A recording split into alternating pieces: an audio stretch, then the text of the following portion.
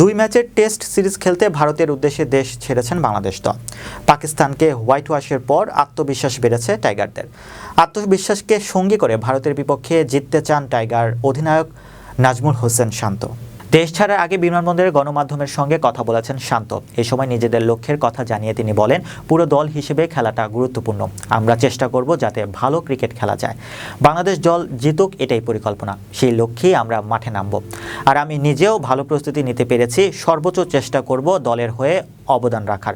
Bharat series challenging হবে মন্তব্য করে টাইগার অধিনায়ক আরও বলেন, এই সিরিজটা আমাদের জন্য অনেক চ্যালেঞ্জিং হবে, কারণ তারা আমাদের থেকে র্যাঙ্কিংয়ে অনেক এগিয়ে।